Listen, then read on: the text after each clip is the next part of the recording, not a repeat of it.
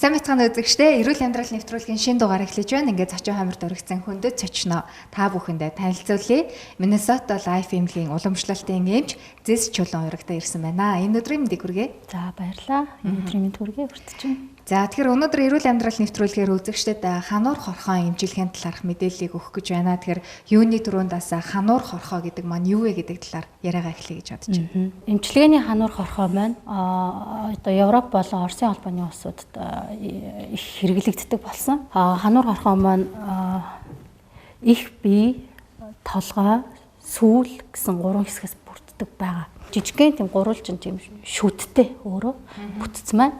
Тэгээд тэр шүдэрээ хүний биед пихлэгдэж муу цусын сордог. Сорхоос гадна өөрийнхөө биед байгаа шүлс буюу ийм нэг шингэн ялгардаг байхгүй юу? Тэр шингэн нь хүний бие махбодд хэрэгтэй 127 төрлийн эрдэс бодис, фермент, амийн хүчлийг хүний биед оруулж байдаг. Тийм эд шидтэй хорхоо байдаг. Энэ таг маган дээр хүртэл наалцсан юм сонин хорхоонууд байна л дээ. Энэ цөөн хитгэгийг бид нар жишээ олгож авчирсан тийм. Ер нь бол яг хүмүүс яг энэ хорхоог бол амьдаар нь харж байсан тохиолдол цөөхөн байдаг байх л та. Кинон дээр бол маш том хорхоонууд харагдаад байдаг. Тэгэхээр энэ одоо өөр төрлийнхэн болоо гэж бас хүмүүс бодож байгаа. Тийм хэмжээ нь янз янз. Маш жижиг хэмжээтэй ч байдаг. Энээс бүр маш жижигхэн хялгсан тийм хорхоо байдаг. Тэр маань ерөнхийдөө нөгөө косметик буюу гоо сайхныг буюу нүүрэн дээр тавигддаг. Энэ бол их бие дээр тавигддаг хорхоо маань. Энээс ерөнхийдөө дунд хэмжээ нь бол иймэр байдаг. Энээс бол бага зэрэг том бол байж болдог. Тэгээ ерөнхий их биеийн нөгөө эмчилгээний хорхоо маань иймэрхүү хэмжээтэй. Одоо энэ байгаагаас тухайн хүний биеийн нөгөө муу цусыг сорохоор нэг халбаг буюу нэг 5-аас 10 мл-ийн цусыг нэг удаагийн нэг хорхоо маань сордог учраас энээсээ бол мэдээж тодорхой хэмжээгээр том уртдаг. Тэгэхээр энэ хорхоог одоо хаанаас оруулж ирдэг гэдэг ч юм уу мэдээж энэ хорхоог нэг удаа ашиглах байх л та яа гэвэл цус сорж байгаа учраас тэр энэ талаар мэдээлэл өгч. За хорхоо маань Оросын холбооны улс, Турк, ерөнхийдөө Европын улсуудад түгээмэл хэрэглэгдэж байгаа. Манайх бол Туркээс хорхоогоо оруулж ирж байгаа. Оросоос бас маш их орж ирдэг. Эмчилгээний хорхоо маань шүү дээ, тий. Хорхоогоо хүний биеийг цусыг сорч өгөхгүй л дээ. Мэдээж өгөхгүй. Тийм учраас тухайн хүндээ харуулж агаад энийг бол устгадаг. Яагаад гэвэл энэ өөрөө өгөхгүй учраас ам бүхтэй учраас магадгүй дараагийн хүнийг сорох хатгах аюул бас байдаг. Тийм учраас тэр юунаас сэргийлэхийн тулд устгалт өгдөг. Энэ маань одоо Турк бол цаг агарын хувьд бол харьцангуй бас таатай дулаахан. Тэгэхээр манай Монголд одоо орж ирэхээрээ бас ам бүхтэй учраас бас гайгүй ерөн цаг орчиндаа тохироод идэм шиг байна тийм ээ. Дайжгүй. Яг уу энэ их бие дээр тавигдах хорхоо маань ерөнхийдөө ам бүх гайгүй. Тэгэхээр энэ их биеийн дээр тавьдаг одоо энэ хануур хорхоонуудыг биеийн аль хэсэг тавих боломжтой байдгийн ямар өвчинд одоо эмчилгээний зорилтоор ашигладаг юм бол бүх төрлийн өвчинд ерөнхийдөө тавигддаг. Тэр тусмаа бол нэг торон бүсгээс сэргийлдэг байхгүй юу хорхоо маань. Одоо ингэснээр бол зүрх судасны үйл ажиллагааг сайжруулдаг. Толгойн өвчнийг намдаадаг. Одоо нөгөө суугаа ажилтдаг хүмүүс маань маш их хөөрч хүчтэй шүү дээ. Хуин шар ус тий. Тэрийг нөгөө муу цусын сорж тэр өвчний нөгөө хөөрөл төвшлтийг бол намдааж өгдөг. Тэгээд даралтын хэсгийг намдааж өгдөг. Мөн үргүйдэлт тавигддаг. Бүх төрлийн арсны өвчнүүд байна шүү дээ. Харшлууд нөгөө нэг псориаз, экзем гэдэг арсан дээр нөгөө ил байдаг тий. Гарцсан байдаг. Тэгээд эдээд өрөвсөл буюу нөгөө нэг арсан дээр янз бүрийн эдээд өрөвслүүдийн төр гарцсан байдаг шүү дээ тий. Тэрийг сордог. Өвчний гол нь бол хорхоо маань өөрөө бас өвчин намдааж өрөвслийг дардаг. Нурууны суулт гээл байдаг шүү дээ. Нуруу нь өвддөг, зовёртой. Тийм хүмүүсийн өвдөлтийг намдааж өгдөг. Одоо ингээд ер нь оффист ажилладаг хүмүүс бол нуруу одоо ингээд хөшөөх. За ер нь бол хуин шар ус гэдэг бол эрэгтэй эмэгтэй нас хүүс бараг харгалзахгүй л нийл тохиолддог өвчин болоод байна л та. Тэгэхээр энэ хануур хорхоогоор одоо ингээд эмчлүүллээ гэж бодоход тухайлбал хуингийн хувьд одоо хэдэн удаа тавиул бол ер нь гайгүй болдгийн. Ойрхон давтамжтай байдаг юм уу? Эсвэл нэг тавиулж бол бас нэлийн гайгүй байх уу? Тухайн хүний биеийн байдал тий өвчнөөс шалтгаалаад хэдэн ширхэг хорхоо тавигдах уу гэдгээ эмч нь өөрөө шийддэг. Бас нөгөө өвчний явц байна тий хэр архигшуулсан байна тий тэрнээсээ болоод хэдэн удаа тавигдах уу гэдэг нь бас шаарддаг. Ер нь бол тэгтээ 3-4 удаагийн давтамжтайгаар тавигддаг. Тэгээд 3-4 хоногийн бас зайтай тавигддаг. Тэрнээс өдөр болгон бол тавихгүй. Энэ одоо хануур орохоо их сахилгагүй юм шиг байна л да. Ингээд нуруунд дээр ч юм уу одоо биеийн дээр тавилаа гэхэд яг нэг заасан цэгт очиж татахгүй нь бол ойлгомжтой. Тэгэхээр яг одоо нэг уламжлалт ангаах хонд бол цэг байдаг шүү дээ. Тэгэхээр тухайн цэгт нь одоо тааруулж яаж тавьдаг юм бол? Нөгөө өвчний одоо ямар өвчтөй хүмүүс ирэх нү те тухайн өвчнийхээ нөгөө эхлээд хүнтэйгээ ярилцаад онцлно шүү дээ. Одоо тухайн өвчнөдөө зориулсан ерөнхийдөө уламжлалтын нөгөө нэг хануур заслын бас зүүнний цэгээр явдаг ер нь бол 365 тэмд хүний бие зүүнний цэг байдаг байхгүй юу? Энэ зүүнний цэгүүдээр биологи итгэх цэгүүд явж идэг. Зүүнний цэг чи өөрөө. Тэгээд тухайн хүнийхээ нөгөө нэг өвчнөд нь тааруулаад аль болох биологи итгэх цэгт нь бид нар тавихыг хичээдэг. Тэгэхдээ хорхоо маань өөрөө муу цусыг үнэрлдэг. Тийм учраас хүний биед өөрөө ингэж төөлж явдаг байхгүй юу? Ингэж төөлж явж агаад муу цусаа үнэрлээд өөрөө сордог. Хаан сорохгүйгээд хорхоо маань бас өөрөө шийддэг. Тийм эмч нь бол чиглүүлж өгдөг. Одоо зарим хүмүүсийн хувьд нөгөө нэг харшилтыг хэм тараа гэдэгтэй адилхан яг хануур хорхоо эмчилгээнд одоо орж болохгүй заалт гэж байдгүй. Заалт байна. Тийм цусны бүлэгнэлт муутай хүмүүс болдоггүй. Хавдрын өвчлөлттэй хүмүүс бол тавигдахгүй эсрэг заалттай байдаг. Ер нь бол бас яг одоо энэ эмчилгээнд орчоод шууд харилгүйгээр ч юм уу хэвтэн эмчлүүлэх бол боломжтой. Хэвтэн эмчлүүлж болно. Гэхдээ яг уу нэг тийм амар бол хүнд бол биш. Өөр шаардлагатай хүлээнд нөгөө судасны өргөсөл биш үү? Тэр өвчнөө үед нөгөө нэг судсын яг уу судсан дээр нь тавихад мэдээж цусын сорж байгаа юм чинь цус их хэмжээгээр гардаг. Тийм учраас яг даралттай боолтын тэр хийж өгөөд шаардлагатай гэвэл хүнийхэн биеийн байдлыг үзээд тусал тариа давхар юмнуудаа хийн штэ бид нар. Тэгээд эмнэлэгтэй хонуулаад тий биеийн байдлыг гайгүй болгож иж гаргана. Тий. Гэхдээ ерөнхийдөө энэ амбулатороор ер нь өдрийн эмчилгээгээр хүмүүс хөвшлэн тавиулдаг. Эрүүлэл тавиулна гэхээр зарим хүмүүсийн хувьд одоо энэ хорхоо чи хаазна гэдэг штэ. Хөтлөөд байна гэж нэг гээд хатгахаар одоо өвдөхүү гэд нэг бас нэг айдас байгаа л та. Тий. Мэдээж юу юм чинь амтнал хадчил байгаа юм чинь мэдээж баг зэргийн л өвдөлт өгөн л дөө. Гэхдээ тийм амар дуу хаталталт гэж өвдөлт өгөхгүй. Яагаад гэвэл эн чинь өөрөө ийм нэг гурвалж ийм хушуутай гэдэг байгаа шүү дээ. Тий шүттэй гэдэг байгаа. Тэгэхээр яг хүний биед нэг ийм хэмжээний л юу яах нь шүү дээ. Хазал тийм нөгөө альсын ийм хэмжээгээр л цоолох нь заа. Энэ хэмжээгээр л нөгөө цус чинь шүүрэн, энэ хэмжээгээр л цус чинь гарна гэсэн үг. Тариа тариалгаар нэг шипресний нэг өвдөлт өгдөг чинь тиймэрхүү л нэг тухайн нэг час гэсэн нэг тийм л өвдөлт өгдөг. Хүмүүс зарим мэдэрдэггүй. Жохон хит мэдрэх хүмүүс нь жохон мэдэрдэг лээ. Тийм. Тэгэхээр нэг тийм айгаад тах зүйл биш. Тухайн хорхооноос тэр одоо нөгөө нэг ялгараад байгаа шингэн гэдэг байгаа шүү дээ. Тэр нь өөрөө бас нөгөө нэг мэдээ алдуулагч буюу тийм бодистой байдیں۔ Тэгэхээр нөгөө нэг өвчний намдаагаад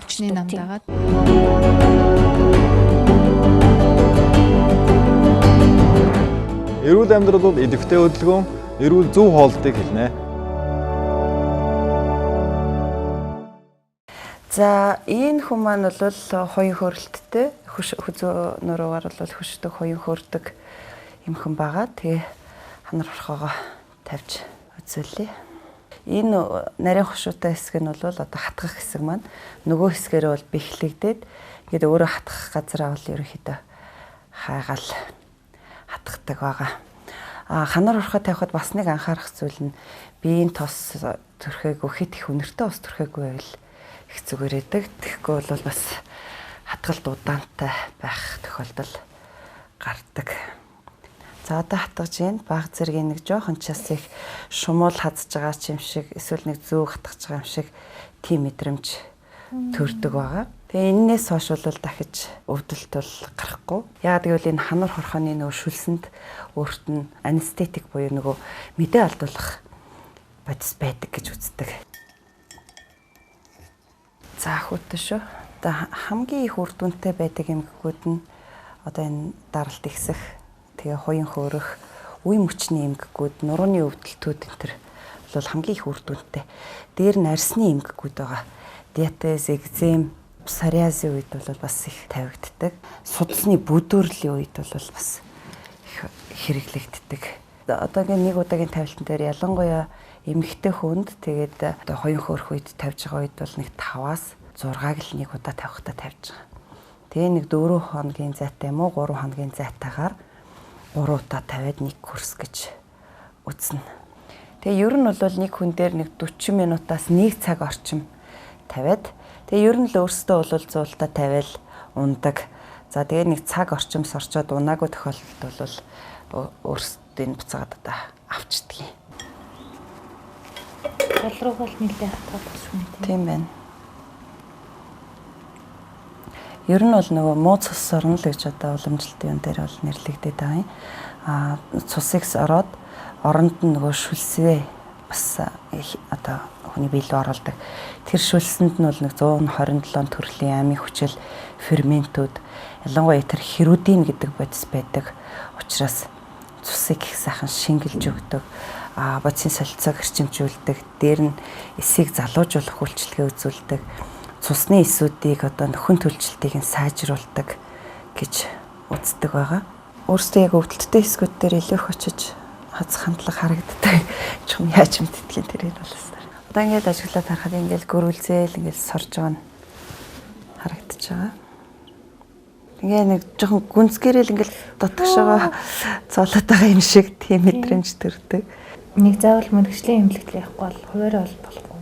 Тийм чи эмнэлгийн хирурда медициналис гэдэг одоо хонтенч медикал эмнэлгийн ахнаар орхоо гэсэн бүр нь шүү дээ. Энэ чинь эмнэлгийн процесс, эмнэлгийн үйл ажиллагаа л та. За ингээд тавьснаас хойш нэг 40 минутаас 1 цагийн хугацаанд байлгана. Энэ хооронд одоо зарим орхонууд маань өөрөө болоод унцдаг байгаа. Хэрвээ унаагүй тохиолдолд бол одоо спирт нөртүүлж аваад бүгдээ салгаад тэгээд энэ тавьсан орхоогоо бол одоо устгадаг байгаа. 24 цагийн туршид бол баг зэрэг цус шүүрнэ. Тэрийг бол гэртээ болтоо солиол. Ер нь бол нэг 12 цагийн дараас ч ихсүүлээд бол нэг нэвтэрч гоочих энэ асуудал бол гарахгүй байдаг.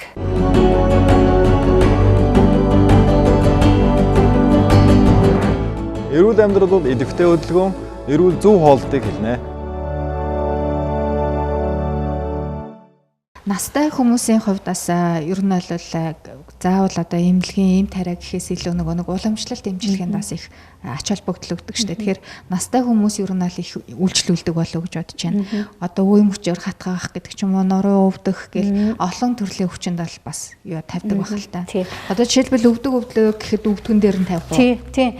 Өвдгөн дээр нь тавина. Тэгэхдээ одоо ерөнхийдөө нэг нас гэдэг бас одоо сүүлийн үед өвчлөл чинь бас их залуучж штэ. Манад ирж байгаа дийлэх хүн бас их л залуучууд л ирж байна. Тийм 30-аас 40 иргэм насны те яг хөө тэрнээс дээш насны хүмүүс ирж байна л да. Гэхдээ ерөнхийдөө бол хуян шар ус хөөрсөн тийм завиртай хүмүүс маш их ирж байгаа. Бизнес судалтай ажилтдаг, хөдөлгөөний дутагталд орцсон, нуруунд суулттай тийм хүмүүс маш их ирдэг. Тийм.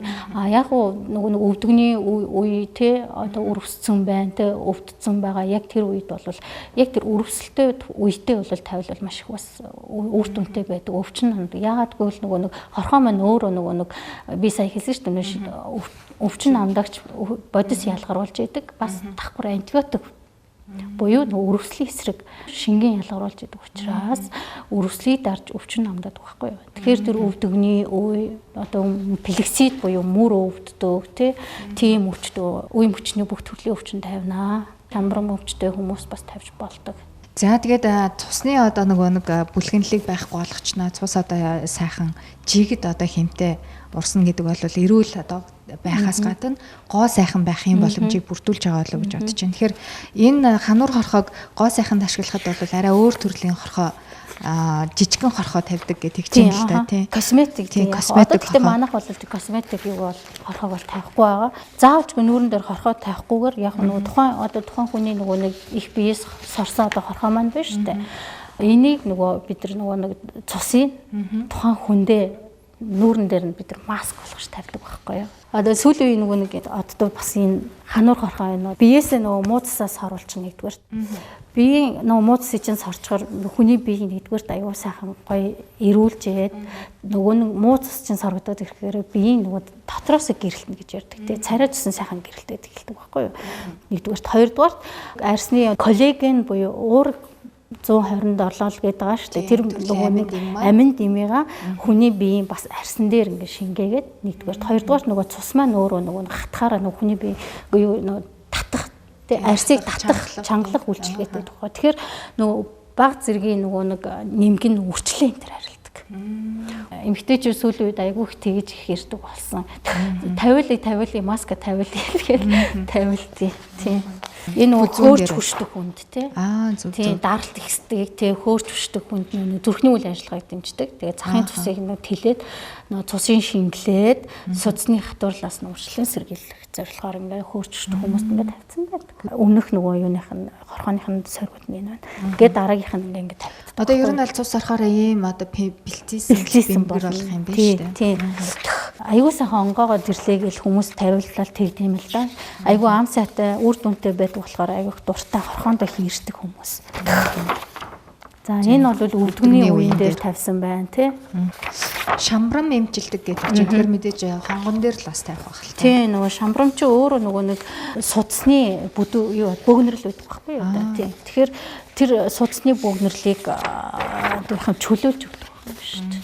Мэдээж үйлчлүүлэгчдийн сэтгэгдэл гэдэг бол их чухал шүү дээ. Яг одоо эмч хүмүүсийн хувьд бол үр дүн гарлаа гэдгээ сонсоод. Тэгэхээр ер нь бол танай амьдлгээр бас залуучууд их ирж байна гэдгсэн. Ихэнх нь миний ойлгосноор бол нуруу тэгээд нуруу хөших одоо гомш хараас ер нь муу цусаас оруулах гэж их ирдэг юм байна. Ер нь өөр бас ямар төрлийн өвчнүүд их одоо танахаар эмчлүүлж хүмүүс бас их үр дүнтэй байдаг бай. Яг хөгжүүл бас ирнэ. Тэгээ өвдгөн өвдсөн, өрссөн тийм хүмүүс их ирдэг. Тэгээ бас нөгөө хордлого тайлдаг байхгүй. Бас хануур хорхоо маань өөрөө бас хүний биеийн цусыг цэвэрлж өгдөг. Цусыг цэвэрлээд илгийг цэвэршүүлнэ.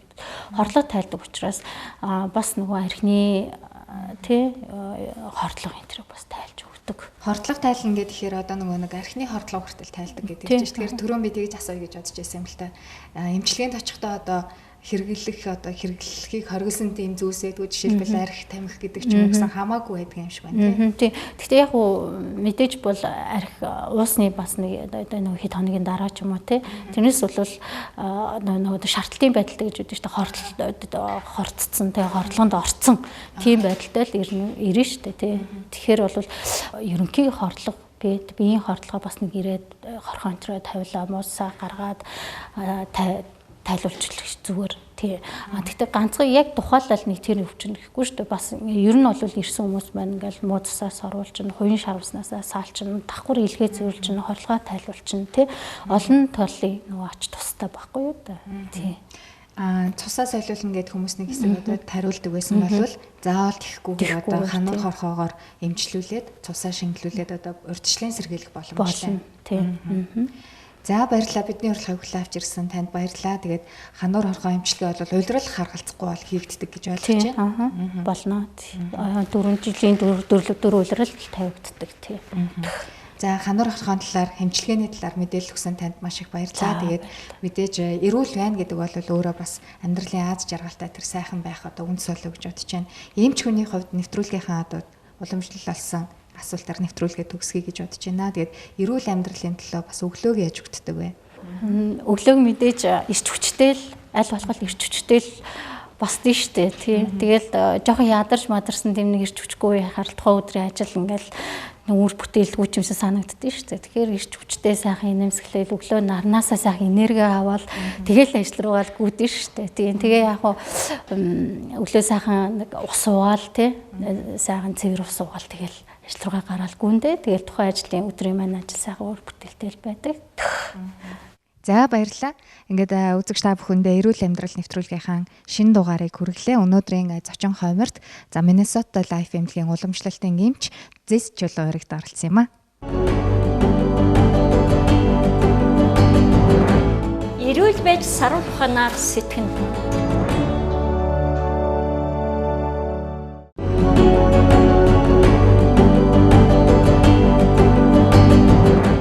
Эрүүл амьдрал бол идэвхтэй хөдөлгөөн, эрүүл зөв хоолтыг хэлнэ.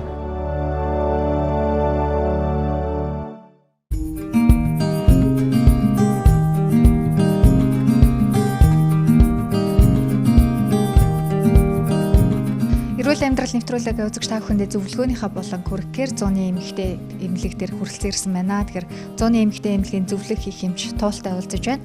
Өнөөдөр яг зөвлөгөөнийхөө болонгаар батганы талаар одоо мэдээллийг зөвлөгөөг үзэгчдэд өгөх болно. Тэгэхээр батга гэхээр ер нь өсвөр наснд л гардаг одоо өсвөр насныханд тохиолддог асуудал гэж боддог. Гэтэл насан туршид хүртэл одоо батгахтай байдгаа. Тэгэхээр ер нь батга юунаас болж гардаг юм бол? За батга гэдэг нь тосны уучрахаа үйл ажиллагааны алдаглаас үүсдэг юм өвчин байгаа. Тэгээ энэ батгах шиг бол нийт одоо арсны өршүүдийн дотор 80-85% эзэлдэг. За 12-оос 25 насныханд зөнхлөн тохиолддог өвчин байгаа. Энэ үед гол нь тосны булчирхайн шүүрлэгсэж цуснд андроген гэдэг эрг гормон гэдэг. Тэрний одоо хэмжээ цуснд их болсноор тосны одоо шүүрл хит их ялгарч түүнээсээ болон тосны одоо гарах хэсгийн амсар тосонд өсний уухт эвэршилт явагддаг. Тэр гуйдсан арьсанд ангиж бөглөөс үүсдэг. Түүн дээр элдв эдэлүүлэгчний бактериуд сунсаас батга үүсэх болон улмаар үүсэх үндсэн шалтгаан болдог юм аа. Нөлөөлөх хэд хэдэн хүчин зүйл байдаг. Тий гадаад дотоод хүчин зүйл гэж бай. За гадаад хүчин зүйлд бол орчин экологийн бохирдол, хүний өөрийн одоо буруу арчилгаа, тогтмол хэвсэн арчилгаа дутуу байх, мөн тэршлэн ажил амьдралын онцлог, тухайн хүний ажил мэргэжлийн одоо онцлог байдал, буруу хооллолт тийм ээ энэ бүхэн нөлөөлнө. За дотоод шалтгаанд бол ходоод эзний үйл ажиллагааны хямрал ялангуяа хеликобактер гэж байдаг. Ходоод нь тэрний одоо байх ёстой хэмжээ ихсэх, ходоод эзний өрсөл, шархлаа, за элэгдсэний өвчнүүд мөн дотоод шүүрлийн булчирхай өвчин ялангуяа өндөвчний үйл ажиллагааны алдагдал, сарын тэмдгэрийн хямрал өөрчлөлтүүд тийм ээ. За мөн одоо стресс, одоо их удаан угсгаар антибиотик эмчилгээ хийсэн дараа янз бүрийн дааврын эмчилгээтэй холбоотойгоор төр зураас ихсэх явдал байдаг. 30 40 хүрсэн тэр үед 60 хүрсэн хүн ч батгатай байх нь байна. Угаасаа арьсны их тослог тийм ээ генерээ тэгж тавигдсан. Тэгээд дээр нь одоо их ахмын насныханд бол нөгөө дотоод шүүрлийн булчирхай үйл ажиллагааны алдагдлын улмаас юу яадаг да ирших шинж гэж үсээд бас эрүүгээр хүзүүгээр зэнглаатай тийм хатуу батгнууд гарах явдал бас байдаг тийм. За яг өсвөр насныхны одоо батгахшилтын талаар бол ихэнх эмнэлгүүд бол зөвлөгөөгөө дэмжлэгээ хийж байгаа. Яг насан туршидчдын одоо энэ батганы асуудлыг танаа дээр одоо яаж эмчилдэг вэ? За батган дээр бол их олон төрлийн эмчилгээ явагдана л да. Юуны төрөнд бол шаардлагатай шинжилгээ хийгдэн тий одоодны хеликобактер гэдэг нуглуурын эсэгт байршдаг бактерийн тоо хэмжээг тоорж гаргах шинжилгээ авах мөн арьсанд одоо шимгч амьдардаг хачиг гэж байдаг тий Timotix folliculorum тэрийг бас илрүүлэх шинжилгээ хийн. За яхаа бүсэд одоо эход харуулах ч юм уу тий хувь хүн болгоно өөр өөрийн эмчилгээний програм зохион тэр нь батганы их бага юм байдал хүндрлийн зэрэг тийм ээ тархалтын байдал зэрэгээс хамаарат харилцаа адилгүй багчшээ. За тэгээ манайд бол их олон төрлийн эмчилгээ хийж байна. Батхан дээр юуны төрөнд сувгийн цэвэрлэгээ гэж хийж өгнө. Тий. За хүчил төрөгчийн эмчилгээ гэж байгаа. Тэр маань эдэлүүлэгчний бактерийн өсөлт үрчийг зогсоох. За арьсны солилцоо, бодисын солилцоог сайжруулах. За ар үтэн бичлэг биетний хөгжлийг зогсоох. За арьсыг чийгшүүлэх. Арьсны хорыг тайлах гэмтээ бол үйлчлэгтэй. Detox pill гэдэг өвсний пил ингэж хийж байна. За энэ арьсны нөхцөлийг багасгах, сорив толгойг багасгах юм үйлчлэгтэй эмчилгээ байгаа. За тэрчлэн мезо эмчилгээ гэж байна. Энэ эмийн бодисыг арьсны өнгийн эсгийн гүнлүүнд нэвчүүлж үрслийг дарах эмчилгээ байгаа. Мөн төршлэн IPL гэдэг acne laser гэдэг батган зориулсан тийм гэрлийн эмчилгээ байна. МТС эмчилгээ гэж байгаа. За ер нь батга ер нь хүндрээд ирэхлээр дараа нь бол арьсанд их тийм өөсөв тогтдог. Их өргөн нөхтөршил тий арьс их харлайн бор толбонцрууд үүснэ, сорив үүснэ ингээ тийм ээ арьс их барцгаар тийм гадаргуутай байдаг тийм ээ. Тэгэхээр бол эмчилгээ эмчилгээ бол арьсны тэр өргөн нөхтөршил, толб, сорив тийм ээ тэр байдлыг арилгахад аюул их сайн үр дүнтэй эмчилгээ байгаа. Тэгэхээр эмчилгээ эмчилгээний хувьд бол нийтдээ 4 удаа яваад нэг курс болдог. Тэгээд ялангуяа одоо эдэлүүлэгчний бактери ялангуяа арьсны одоо тосны булчирхайд байрлаж үржиж одоо арьсны байдлыг муутгадаг хачиг гэдэг эмчил битэн байгаа. Тэргээр өвссөн батхны дараах одоо өөсөвнд МТС эмчилгээ маш их үр дүнтэй. МТС эмчилгээ гэдэг маань ер нь минутанд 350,000-аас 370,000 эргэлттэй урттай тийм их олон зүй арьсны гүнлөө орж байгаа юм л да. Нэг үйл ажиллагаа явуулдаг, өрждөг тэр бүс рүү оруулж одоо арьсыг маань нэгсэн хөдөлгөөнд оруулна гэсэн үг тийм ээ. Цочроогоод тэг гүнээс залуу эсүүд их олноор үүсч бий болно. Тэгэхээр арьс маань их өнгөлөг сэргийг арьсны нөхцөл багасч, толб багасч 60-70% эмчилгээний үр дүн үзүүлдэг юм их сайн эмчилгээ байгаамаа. Яг нөгөө нэг өрөвсөлтэй эмзэг одоо өвчлцэн байгаа арьсанд бас зүүгээр одоо бас МТС хийн гэхээр хүмүүс бас айжж магадгүй л дээ. Өрсөлдөөн батхтай хүн бол өршлөөд нэг батхны курс эмчилгээг явж тэгээ өрсөлийн дараад улайлт өрсөл нэгэнт дарагдсны дараа байнга батга гардаг гэсгэр бол арьс бол ухчихж ингэж харлааж тэгээд ийм хонхорхой сорвнууд үлдээд их өргөн нөхдөж тогтдог байхгүй. Яг тийм үед нь л одоо авч явуулна гэсэн үг л дээ. Тэгэхээр гүн одоо хонхооцсон одоо тэр арьсыг бол нөхөн төлжүүлэх боломжтой гэсэн үг. Тэр маань одоо арьс шинжлэхтийн хэрээр нэг хонхорхой маань доороос шинэ арьсаар дүүргдээд арьсны гадагуу гэлгэр арьсны үтс нэгэн жигдийн үтстэй болоод тэгээд арьсны өнгөсөргөж нэг батхны дараах үлдсэн тэр өөсийн өчм бүгд арилж багасж ирнэ шүү дээ. Энэ эмчилгээ бол 60-70% үр дүнтэй их сайн эмчилгээ байгаа. За баярлалаа. Эрүүл амьдрал нэвтрүүлгийн зөвлөгөөний болонгоор 100-ны эмэгтэй эмнэлгийн зөвлөх их эмч туул та бүхэнд батганы талаарх одоо мэдээллийг хүргэлээ. Тэгэхээр батгыг одоо түрүүн хэлсэнчлэн дур мэдэн одоо өөрөө бүтээгдэхүүн сонгож хэрэглэх, өөрөө одоо батгаа оролдохоос илүүтэй мэрэгжлийн эмчэд хандаж одоо мэрэгжлийн одоо эмчилгээнд хамрагдаараа гэдгийг та бүхэндээ дахин сануулж байна. Эрүүл байж сарвал ухаанаар сэтгэн. Эрүүл амьдрахын төлөө та шинэ өглөөг эрч хүчтэй зүгээр эхлэж байгаарай. Дараагийн дугаараар иргэ уулзтлаа. Баяртай.